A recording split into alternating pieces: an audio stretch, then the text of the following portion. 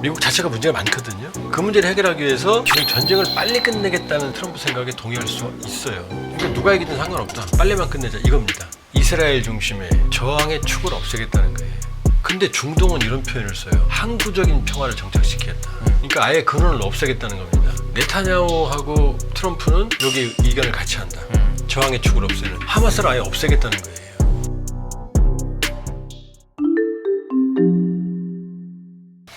18일에 이스라엘이 가자 지구에 다시 공습을 했다고 하는데 사실 이스라엘하고 이 팔레스타인 얘기는 좀 기억에서 좀 사라져 있었잖아요. 갑자기 왜 이랬을까요? 일단은 명분은 아직도 인질들이 일부 남았거든요. 네. 한 20, 한 몇 명 정도 남아있는 걸 알고 있는데, 그런데 이제 지금까지 그러니까 트럼프 대통령이 캠페인 때 한 얘기가 있어요. 러우 전쟁은 무조건 빨리 끝낸다. 그러니까 누가 이기든 상관없어요. 그러니까 뭐 트럼프가 푸틴을 좋아한다, 뭐 젤렌스키 아니에요. 트럼프는 자기를 좋아해요. 자기 돈을 좋아합니다. 그러니까 여기에 도움되면 오늘은 젤렌스키 껴안고, 다음 날은 푸틴 껴안고, 젤렌스키 껴안았다가 등 때리고 이거지 누굴 좋아하지 않아요. 그러니까 미국이 아까 말씀드렸던 거대한 문제, 미국 자체가 문제가 많거든요. 그 문제를 해결하기 위해서 지금 전쟁을 빨리 끝내겠다는 생각은 사실 트럼프 생각에 동의할 수 있어요. 뭐 36조 되는 국가부채, 매년 1조 되는 무역 적자, 제조업 공동화, 여유가 없거든요. 그러니까 누가 이기든 상관없다. 빨리만 끝내자 이겁니다. 그러니까 빨리 끝내기 위해서 모든 일을 하는 거다 이쪽은. 근데 중동은 이런 표현을 써요. 항구적인 평화를 정착시키겠다. 그러니까 아예 근원을 없애겠다는 겁니다. 그게 무슨 얘기냐면 이스라엘 중심의 저항의 축을 없애겠다는 거예요. 저항의 축은 누구냐면은 시아파. 전 세계 이슬람의 대부분이 순위파거든요. 네. 세속적인. 근데 강경 시아파 원리주의 이쪽에 강한 게 시아파고, 이게 이란을 중심으로 네. 지금 무너진 시리아. 시리아는 뭐 심지어 이제 관계 개선까지 하잖아요. 저는 현상까지 걸었다가 시리아는 무너졌고, 그 다음에 후티, 이것도 이란이 지원하거든요. 그 다음에 헤즈볼라, 하마스, 이걸 저항의 축이라고 그러거든요. 이 저항의 축을 없애겠다는 거예요. 그러니까 조금 개인적인 판단을 전제로 아마 이란의 레짐 체인지까지도 트럼프 대통령 머릿속에 들어있을 가능성이 있어요. 지금 이란 핵 협상도 과거에는, 이거 아까 농축 말씀드렸잖아요. 네네. 90%, 95% 가면 되는데 이란 60%까지 왔거든요. 그러니까 바이든 때는 이 농축도를 제한하는 걸 협상했거든요. 근데 이 트럼프 대통령은 아예 농축을 못하게 하겠다는 거예요. 이 협상이 안 되죠. 폭격하겠다. 심지어 폭격하겠다는 얘기까지 했어요. 대통령 입에서 말 안 들으면. 그 다음에 후티 취임한 이후로 거의 1조 원 쪽으로 쏘가면서 폭격하고 있잖아요. 그러니까 네타냐후하고 트럼프는 여기 의견을 같이 한다. 저항의 축을 없애는. 그러니까 지금 인질 석방은 명분인 거고 하마스를 아예 없애겠다는 거예요. 이 네타냐후 생각은. 네, 그러니까 네. 지금 어떻게 5만 명이 넘는 민간인을 이 폭격으로 죽입니까? 전쟁 범죄예요, 사실은. 그러니까 지금 참다 못해서 지금 서방 국가에 나섰잖아요, 경고하기. 그러니까 네타냐후는 사실은 이 가자의 완전한 통치권, 지배권. 그러니까 트럼프가 그런 얘기잖아요. 가자에 있는 사람들 딴 나라로 보내겠다고. 이스라엘 가지라는 얘기거든요. 이게 이심전심인 거예요. 그러니까 완전히 가자를 무력화하고 가자의 상당 부분을 장악하고 싶은 게 이 무력화시키고 심지어 영토 편입까지 하겠다는 생각이 네타냐후예요. 그러니까 끝날 수가 없죠. 조용히 있는 거 그러면 보이지만. 휴전이 러우 상황과는 다르게 굉장히 유언하다 이렇게 봐도 여긴 되는 휴전이 아니고 아예 하마스를 괴멸시키겠다는 거예요. 아, 없애겠다는 거예요. 그렇게 되지 않고서는 끝날 수 없는 끝날 수 상황이다. 없는 거죠. 아, 그러니까 하마스도 물러설 수가 없죠. 왜냐하면 그러니까 휴전했다가 또 치고, 또 하마스가 물러서면 또 치고 이제 하마스는 물러설 데가 없죠, 사실은. 그러니까 아마 이대로 간다 그러면은 이제 가자 시민들도 그럴 거 아니에요. 아무리 독립 이런 것도 있지만 이제 하마스에 대한 원망이 커지죠. 5만 명이나 죽었으니까, 5만 명 이상이 죽었으니까. 5만 명 이상이. 그러니까 하마스 대원이 하나 있으면 보통 인질범들이 인질을 잡으면 이게 이제 대화가 되잖아요. 이스라엘 다 죽여버리는 거예요. 예를 들면. 이게 작년에 하마스가 먼저 근데 이스라엘을 선제 공격했다라고들 우리나라 언론에 많이 알려져 있는데 그것도 사실은 이스라엘이 작전한 거다라는 얘기도 있거든요. 이거 첫 발단은 어떻게 보세요, 박사님은? 발단은 이게 사실 닭이 먼저냐 알이 먼저냐가 똑같은 거죠. 음. 왜냐하면 그 건만 보고 보면 일단은 것만으로 보면 어떤가요? 1,200명의 민간인을 학살했고. 그 하마스 먼저 한 건 그건 맞는 거죠. 그거는 아. 이제 그게 네. 그게 하마스의 실수였죠. 왜냐하면 피아를 가리지 않고 민간인들을 네.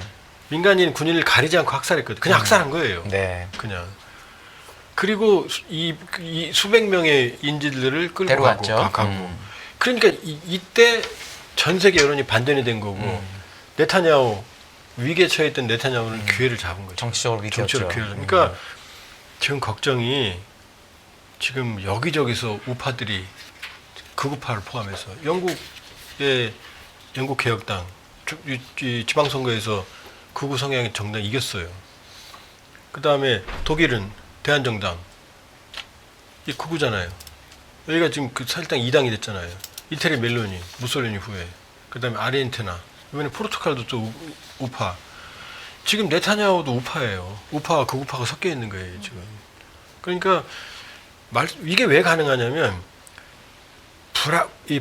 전 세계가 불확실성의 시대로 들어가면 진보적 성향이 축소됩니다. 그러니까 미래에 대한 변화 이런 게 진보적인 거잖아요. 보수는 기존의 질서, 안정 이거거든요. 그러니까 불안정이 커지니까 사람들이 안정을 희구하기 시작해요. 나쁜 놈이어도 좋아, 나만 지켜주면 돼. 그게 정확하게 누구예요? 트럼프잖아요. 누가 봐도 악동이잖아요. 근데 이 파퓰리즘, 강한 스트롱맨 이런 것처럼 그러니까 네타냐후는 이 글로벌 불확실성 시대에 스트롱맨형 이스라엘 유대 민족주의에 기반해서 지금 이제 드라이브를 걸고 있는 거고 이게 이제 이스라엘 이 국민들한테 호응을 얻고 있는 거죠. 거기에 기름을 부은 게 하마스의 이 민간인 테러였던 작년에 거예요. 있었던 그럼요. 일이 그러니까 거죠. 그 결정적인 실수죠. 왜냐하면 명분을 찾아야 되는데 테러는 민간인, 군인 가리지 않고 희생을 시키고 목적을 하는 게 테러거든요. 그렇죠. 전략적인 목표가 있으면 전략적 목표 대상만 해야 되는데 그때는 거의 그냥 학살로 그게 실시간 생중계 됐잖아요. 그러니까 가자 물론 원인은 이스라엘의 압박 정책이죠. 아주 옛날부터 하기는 그럼요. 그렇게 그럼요. 한데 원 주민들을 쫓아내서 그렇죠. 지금 가자 지금 네. 웨스트뱅크로 지금 네. 불어놓고 2000년 전에 2000년 전 사람들이 와갖고 우리한테 서울에 와서 여기 우리 땅이 하고 지금 조그만 동네로 몰아넣는 거거든요. 네. 원인은 유태인들이죠.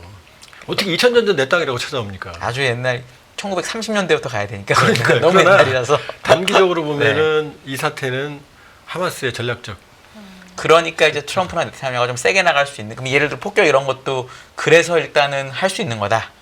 그걸 명분으로 삼았죠. 현재는. 그러니까 그러나 그러기에는 용서받지 못하죠. 너무 많이 죽었으니까. 너무 많이 죽었죠. 네. 아니 어떻게 민간인을 저렇게 저 중에 하마스가 얼마나 되겠어요? 네. 하마스요. 알겠습니다. 자, 오늘 사실은 여러 가지 국제사회에서 우리가 주목하고 있는 지정학적 리스크들을 살펴봤습니다. 저희가 이제 연합뉴스 경제TV다 보니까 경제를 주로 다루지만 사실은 이런 지정학적 리스크들이 결국에는 경제의 어떤 쇼크로 다가올 수 있는 부분이 있기 때문에 오늘 여러 가지 요인들을 살펴봤는데 일단 그럼 박사님께 마지막으로 여쭤보고 싶은 것은 이렇게 많은 어떤 분쟁 상황이 있는 상황에서 그 중에서도 특히 주목해야 할 국제관계의 변화가 있다면 뭐가 있을지 또 더불어서 우리나라는 그렇다면 이런 상황에서 어떻게 나아가는 게 좋다고 생각하시는지까지 이 여쭤보겠습니다. 모든 분쟁에도 불구하고 제일 큰 핵폭탄이 남아있죠. 미중 전략 경쟁이죠. 지금 오바마 시기 때부터 피보트 아시아 중시. 아시아 중시는 중국을 잡겠다는 거거든요. G2로 올라왔으니까. 미국은 미국의 전략적 경쟁 상대를 용서하지 않아요. 일본도 주저앉았잖아요. 플라자 앞으로. 소련도 문턱에서 무너졌고. 근데 중국이 이미 다루기 어려울 정도로 커졌거든요. 그게 오바마 때거든요. 근데 오바마가 못 잡았죠. 왜 서브프라임 모기지, 리먼 브라더스 사태로. 그랬더니 트럼프 때 일기 때 인도 태평양으로 아시아를 더 넓혀요. 인도가 중국과 왼수니까. 그 다음에 바이든도 인도태평양 계승합니다. 그럼 트럼프는 더 세게 이제 관세만 보지 마시고 지금 한국 조선업 그러잖아요. 트럼프가 입만 열면. 그거는 어차피 중국하고 붙으면 해전이거든요. 근데 중국이 지금 배가 더 많거든요. 중국은 370척 주요 함정이, 미국은 295척이거든요. 그러니까 지금 이게 남아 있는 거죠. 지금 이게 전쟁을 한다가 아니라 이 미중 전략 경쟁은 상수다. 나머지 모든 걸 뛰어넘는. 그 다음에 그러니까 뭐 대만 침공안에 전 가능성 높지 않다고 보지만, 네. 그러나 정치, 외교, 안보에 미중 전략 경쟁이 상수로 작용할 거다.